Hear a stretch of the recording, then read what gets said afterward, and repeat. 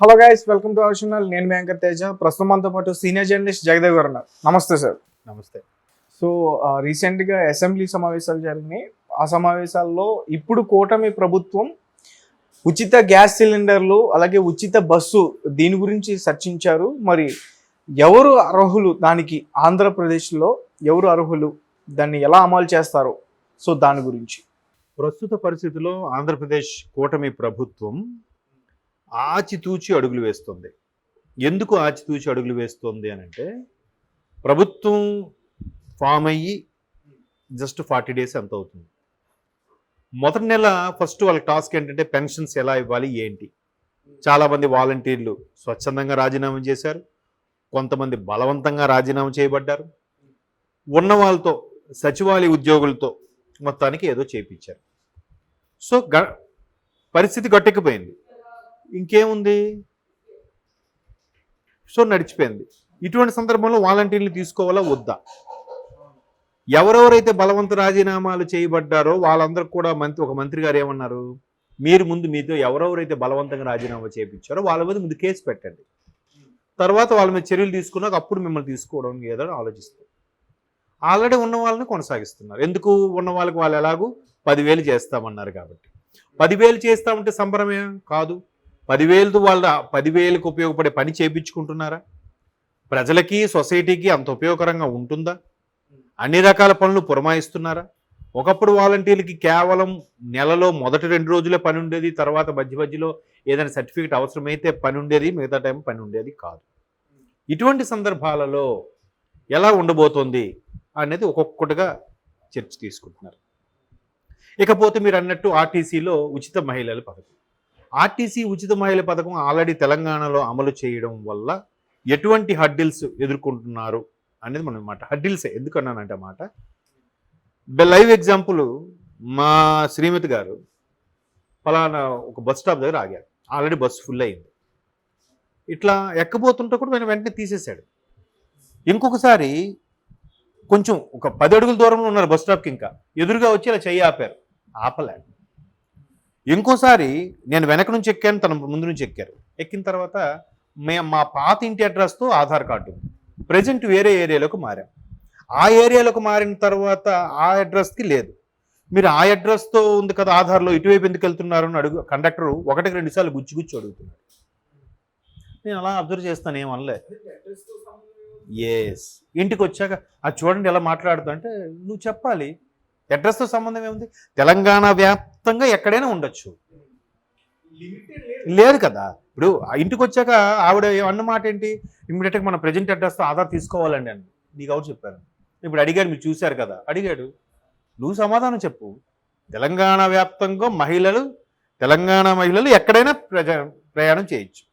ఏది ఎక్స్ప్రెస్ పల్లెవెలి వరకు, లగ్జరీస్ నుంచి సూపర్ లగ్జరీ వాటికి అనుమతి లేదు. ఓకే అంటే ఆ బస్ డ్రైవర్లు కండక్టర్లు ఫ్రస్ట్రేషన్తో అడుగుతున్న ప్రశ్నలు ఇవి. అరే మాకు ఆదాయం గండిపడుతుంది, మా ఆదాయం గండపడితే, మా సంస్థకి ఆదాయం గండిపడితే రేపు పొద్దున మాకు ప్రమోషన్ల విషయంలో కానీ, మాకు ఇంక్రిమెంట్ల విషయంలో కానీ, నెక్స్ట్ మాకు ఇచ్చే జీతాల్లో కానీ ఆర్టీసీ ఇంత నష్టాలు ఉందని మాకు ప్రభుత్వం బడ్జెట్లో కూడా కేటాయించకపోతే మా పరిస్థితి ఏంటి అనే ఫీలింగ్లో ఉన్నారు ఆర్టీసీ వాళ్ళు. అంతేనా?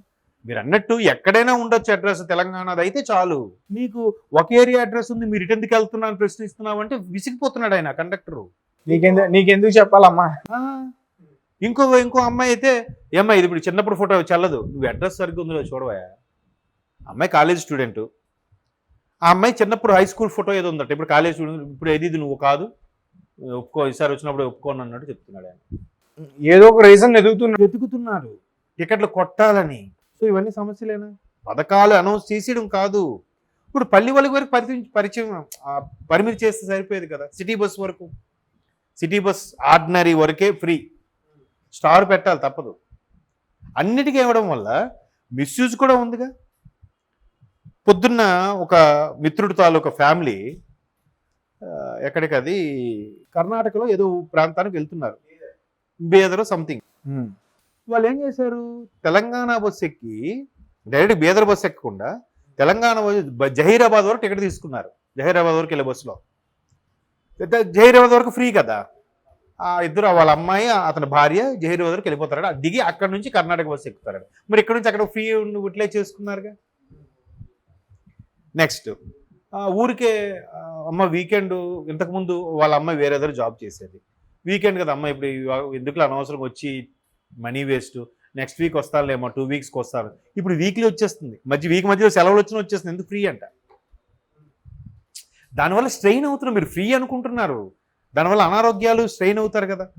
సో ఇట్లా ఇది ఎగ్జాంపుల్ మాత్రమే, వెళ్ళాలని మాది వాళ్ళ ఇష్టం, చిన్న చిన్న మిస్యూజులు కూడా ఉంటాయి. కాబట్టి ప్రభుత్వం కొన్ని పథకాలు ప్రతిదీ స్టార్ ఇవ్వాలి అక్కడ, అంటే కింద టర్మ్స్ అండ్ కండిషన్స్ అప్లై అన్నట్టు.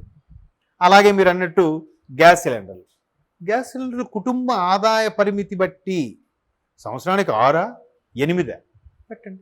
సెంట్రల్ గవర్నమెంట్ కూడా ఇంతకుముందు పెట్టింది కదా. అంతకు మించి అయితే సిలిండర్ అదే తీసుకోండి. ఇప్పుడు నేను ఈ సంవత్సరం 6 సిలిండర్ కన్నా ఎక్కువ వాడితే అంటే ఆడు ఎక్కువ వాడాడంటే వాడు అంత బాగా ఫుడ్ తింటున్నాడు, ఖర్చు పెట్టుకునే స్తోమత ఉంది, ఆడ పెద్ద కుటుంబం, 4 రాబడి ఉండే అవకాశం కూడా ఉండొచ్చుగా. 6 సిలిండర్ వరకు ఫ్రీగా ఇవ్వండి. ఇప్పుడు 6 సిలిండర్ వరకు 500కి ఇవ్వండి. 7వ సిలిండర్ వచ్చిందా, ఈ 6 సిలిండర్ల మీద ఉన్న ఎక్స్ట్రా డబ్బు కూడా 7 సిలిండర్ వేసేయండి. అట్లాంటి కొన్ని పెట్టాలి. పెడితే ఏమవుద్ది, మిస్యూజ్ ఉండదు. గ్యాస్ సిలిండర్ ఫ్రీ కదా, వేడి నీరు తెచ్చి పెట్టుకుందామే, అందరూ వేడి నీరే. అదే సొంతంగా అనుకో, ఎందుకు వేడి నీరు, బయట ఎండగా ఉంటే చల్లనీళ్ళు చేసేసి సరిపోద్ది కదా అంటాం. ఫ్రీ అంటే గ్యాస్ ఫ్రీ కదా, ఏం కాదు వేడి నీరు పెట్టు, పాడు కూడా చేయించు. అర్థమవుతుందా? అట్లాంటి మనస్తత్వం ఉన్నారు వాళ్ళు ఎక్కువ ఉంటారు కాబట్టి. ఎందుకంటే సాధారణంగా మన హ్యూమన్ బీయింగ్స్ ఎలా ఉంటుందంటే, చాలా సినిమాల్లో జోక్గా చెప్తూ ఉంటాడు, స్పూన్ ఇస్తారని పట్టుచీర కొనుక్కుంటారు మన వాళ్ళు, స్పూన్ ఎంత అవుద్ది 10 రూపాయలు, పట్టుచీర 10,000 రూపాయలు, 10 రూపాయలు ఫ్రీ ఉందంటే 10,000 రూపాయలు పట్టుచీర అని కొనుస్తాం మనం. అట్లాంటి మైండ్ సెట్ మంది అన్నట్టుగా ఒక పెద్ద ఆయన ఎక్కడ ఒక ఆర్టికల్ రాశాడు. సో అటువంటి నేపథ్యంలో కొన్ని రకాల సవరణలు ఉండడం అవసరం. లేదు మహిళలకు ఇవ్వండి, ఉద్యోగస్తులు చదువుకున్న మహిళలకు ఇవ్వండి.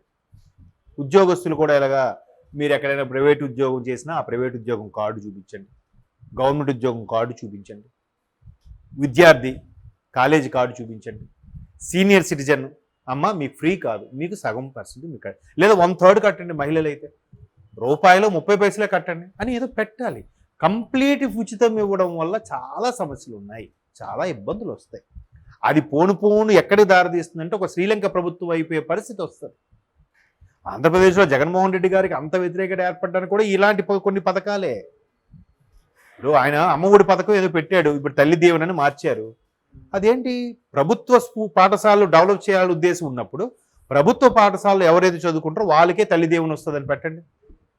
ఖచ్చితంగా జాయిన్, కనీసం ఒక 10% స్ట్రెంత్ పెరగదా. ఎక్కడ చదివినా తల్లి దీవెన ఇచ్చేస్తారంట. ఎందుకు, ఓట్లకు అంటే ఓటుకు నోటు ఇస్తున్నట్టు. ఇక్కడే ప్రైవేట్ స్కూల్లో చదివినట్టు నువ్వు ఎందుకు ఇవ్వాలి, ఆ ప్రైవేట్ స్కూల్ బాగుపడ్డానుక కాదు కదా.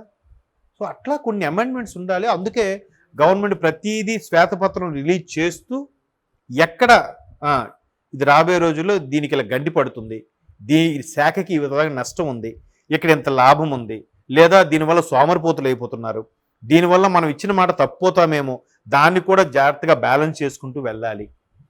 మరోవైపు ఖజానా ఇప్పటికే లోట్లో ఉంది, దాన్ని పోడ్చాలి అంటే రెవెన్యూ జనరేట్ చేయాలి అని ఇన్ని రకాలుగా ఆలోచించి మంత్రులతో సమావేశమై నిర్ణయం తీసుకుంటున్నారు.